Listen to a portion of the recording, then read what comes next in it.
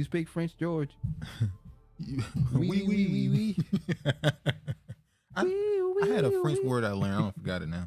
Colorform Media partners with HBCUs to hold National Reparations Debates. The entertainment and social impact company is the team behind the PBS documentary, The Big Payback. The Big Payback. This is January 27, 2023. Now, she's been on this reparations thing. She had a podcast where she talked about reparations. I think it was 2 years ago she started it. Yeah. She went on the Breakfast It's Club. unfortunate that she chose to do it with white men. I think when she said the reason why she did it with white men is because she said they have to be a part of the conversation. Because she wants them to be around. That too, but well, hold on. When I said that, he said Creole. Georgia City Creole. No, he Haitian. But when I said that she wanted to be a white dude, you called me a hater. And well, I don't like the way you did it. You try to be slick the way you did it. Okay. We talked about Erica on it wasn't an episode. It was a video, yeah. It was like 2 years ago. You made sure to show her husband. Her husband is no. Looks like he can be passing white. I took a picture of her and her husband and just made it the thumbnail. That's but why? We're not talking about her husband. We're talking about her. Because she's talking about reparations. That's family. They got to do with family. I thought she had one with I tried to look for one with her with kids. I don't think she got no damn kids. That's my point. I looked at her. I wanted the one with her and her whole family. You telling lies. See, now I'm lying. We done talked about people that talked about reparations. You didn't go get their whole damn family. So I'm sorry. I'm a creative person. I like to do different things for the thumbnail. You creative? Okay. In partnership with historically black colleges and universities, Colorform Media, the team behind the PBS documentary The Big Payback, is bringing the conversation around reparations to Black Americans to the forefront. Through a series of student-led debates, the inspiration from the 1965 James Baldwin-William Buckley debate, Colorform Media and 10 HBCUs will hold a series of national reparations debate, which were hosted by at HBCUs and will branch off to include debates at other universities in the U.S. As a part of the debates, student scholars will share their opinions on topics centered on restitution for Black Americans who have been directly impacted by transatlantic slave trade as descendants of enslaved Africans.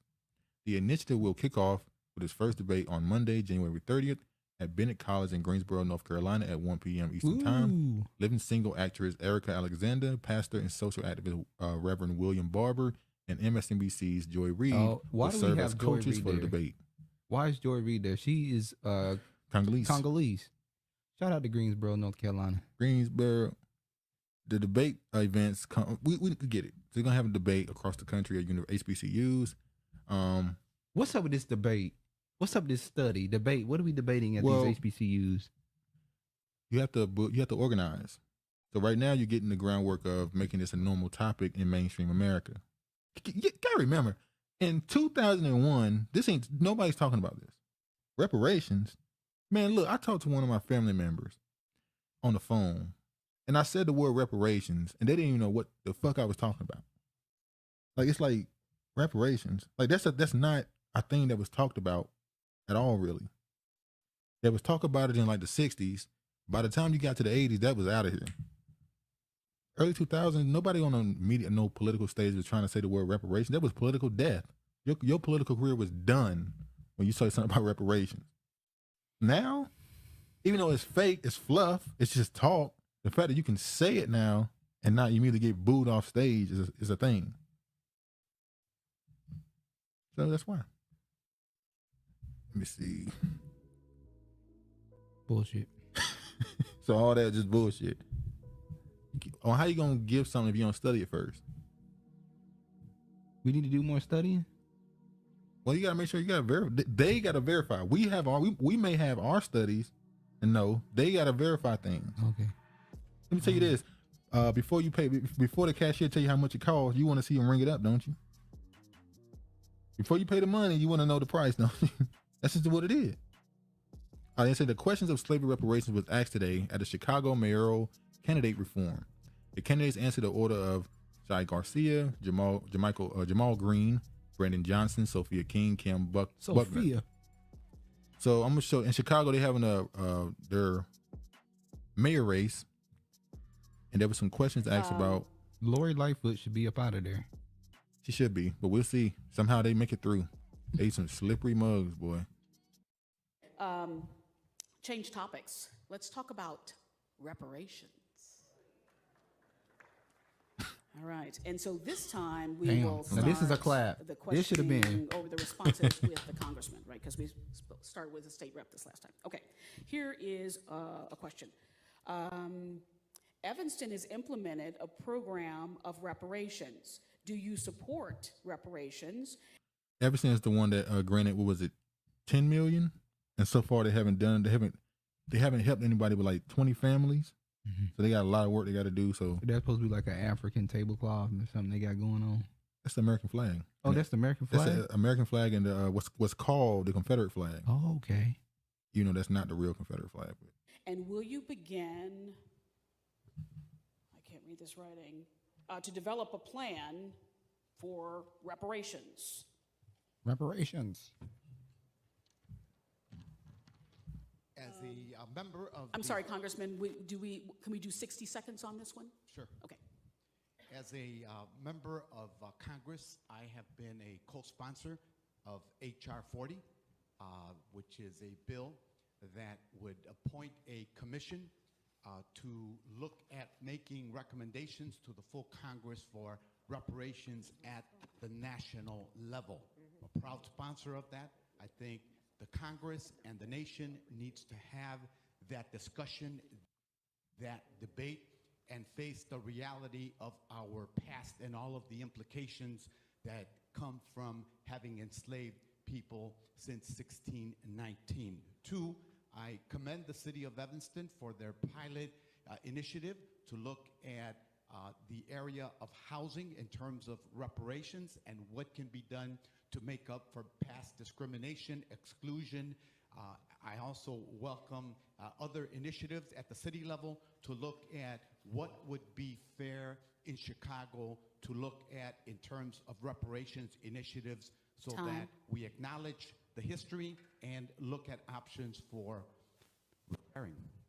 It seemed like he kind of made a point in the first part that he wanted to be at the national level. That's why he said I sponsor the HR 40, and I think Congress need to deal with that on a national level. So he don't think reparations should be on a local level. He think you can do little initiatives and help, but reparations itself, I think it needs to be national. Do you agree with that? Yeah, it need to be national. So you don't believe it should be done on the local level? It should be done. It can start off on a local level, but it eventually needs to go other national. Initiatives at the city level. Okay, I'm sorry. What you say? I'm repeating myself. What would okay. be fair on a local level so that we can become a model for cities all across this country and for our federal government who's stagnating bills for 30 years at a time. This is a pressing concern, and we deserve repairment because when you look at every other ethnic group that has been tortured or tormented or whatever case that they've been in, they've been repaired but us. And I'm going to take it a step further. One of the things that we would do under our administration is we're going to have an office for African descendants of slaves. We need an office for the ADOS community because ADOS. But he said African descendant of slaves, not American descendant of slaves. Did this try to change the age? He just changed the ages there. But if I'm not mistaken, I remember hearing somebody say that they took that from a dude on a Facebook group, ADOS thing. The original said African descendant of slave. Apparently they took it. Now you saying people stealing? I didn't say that. That's what they accused him of. That's why they had a little bit of backlash against them by certain detractors. They would say you took ADOS from a dude who called it American. He called it African descendant of slaves. You called it American descendant of slaves.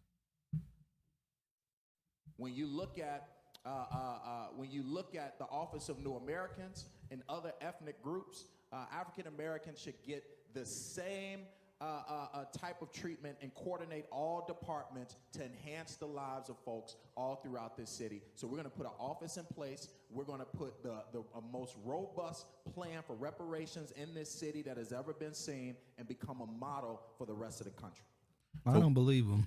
I can't read this writing. So at this point, at this point, we've seen this pop up in New Jersey, Chicago, California, Texas, North Carolina, New York.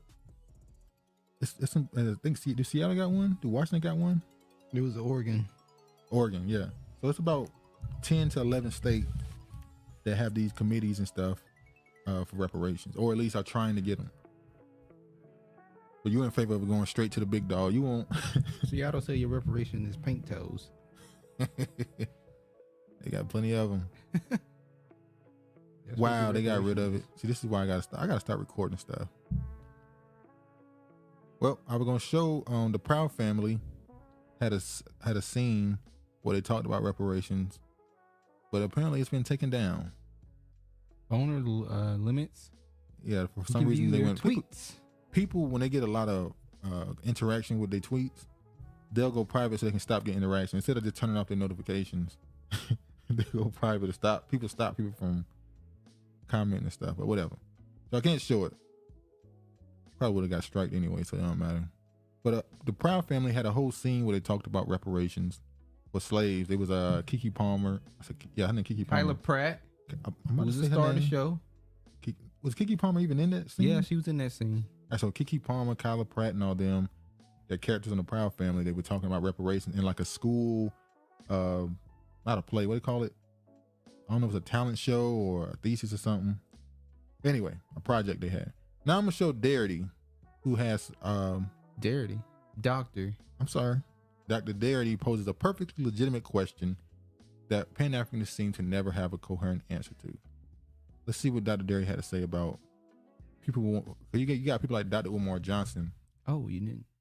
that believe that reparations should be for all black people. He would say that. He's Cuban. He's Black American too, He's Cuban. so you're not Black American. When he start talking like that, his ass get put in the Cubans category. Okay, let's Now see. when he come back to his sense, Okay, let's see what that say. So what I would say to folks who have been victims of American imperialism, who have had to leave their countries because of dangerous or brutal conditions there, I would still pose the question of, so why do you migrate to the imperial center instead of going somewhere else? Got any words you want to respond with? Or because they want the American dream. what is that crazy? No, that's not crazy. But you can't come here saying you want the American dream, and then you say, "Well, I'm black too. I should receive reparations." The police officers did this. Red did no. You chose to come here, so no, you don't get no reparations. Nobody told you to come here. Didn't I already do this? Do what? This. Yeah.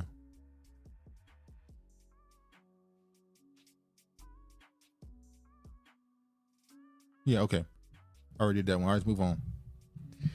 Oh, let me go ahead and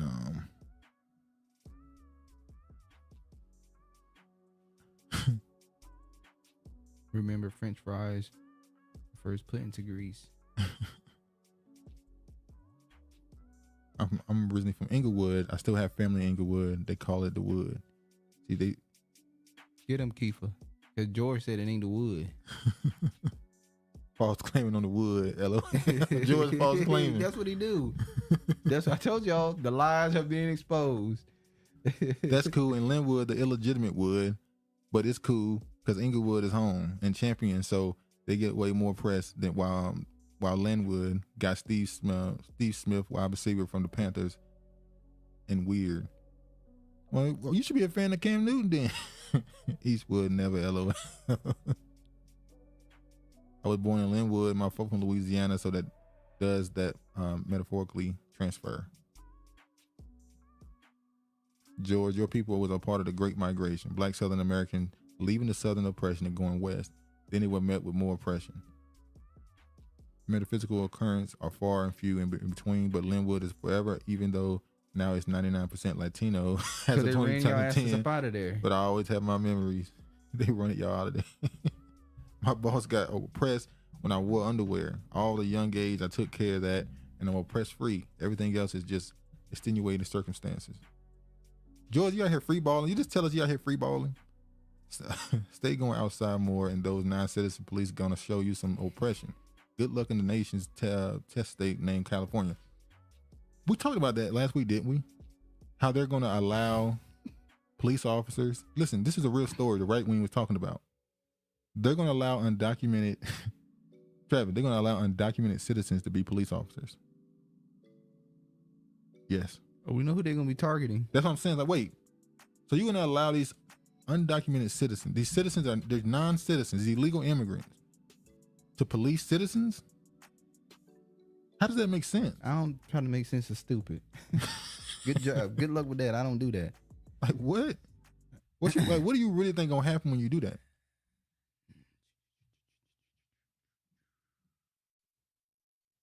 Now we're gonna show renewed hairline. We're gonna show Akon has some more words. He's talking again. I don't know if this. I think it's an older clip, but it's Black History Month and people talking shit about him again. Let's show what Akon had to say about Black Americans and their need to go to Africa so it can become the strongest nation. To stay black and die. The strongest nation in the world. Let's see. My goal is to get everybody to move back to Africa. That's my goal. Okay. I want to get as many African Americans back home to Africa as I possibly can. Because I know the day they move back, everything they fighting for in America, they will not have to fight for over there. All this struggle that they struggling over there, they're going to come there with this mindset, with this mentality, with the finances that they built, the equity in life, and bring it back and invest that in Africa. Man, Africa could be the strongest nation in the world if y'all went back home. Because we got everything that it takes to be that. We got the resources, we got the land, we got the population, and together we got the strength and we got the know-how. Like, why we ain't doing that? It's not funny. our home. Putin, there's a quote that's been given to Putin. I don't know if it's not been proven if he actually said it or not. But Putin said that Africa, I think I'll show you this. Putin said, the president of Russia said that Africa is the land of what? They know who Putin is. Damn, you got to make sure I'm not saying they don't know. Point is, he said Africa is a graveyard for Africans. And he made the point that when an African man becomes wealthy, he sends his kids to Europe for school. He get vacations in America and Canada. He invests in Germany. He buys out of Dubai. He go to every other country and spends his money. He sends his kids and let them experience cultures outside of Africa. And then when he dies, they bury him in Africa. So Africa is a graveyard for Africans. He was saying you don't invest in your own country. He basically was saying you can't build up a country that don't want to help themselves. Which is funny because you see Africa now who's kicking America and who basically is saying we don't want to deal with America, and they're choosing Russia and China right now. Remember when they mocking Ron Biden when they had that U.S. Not all the countries are. They had U.S. African Leader Summit, and they was in there saying, oh, now you want to be. They was mocking him really, and the Ghanaian president, he pretty much took that time to pretty much tell African Americans come to Ghana. He didn't even try to kiss Biden's ass, at least not publicly. He was just taking that time to say, come spend your money now. Oh, he kissing ass. How you kissing ass, Travis?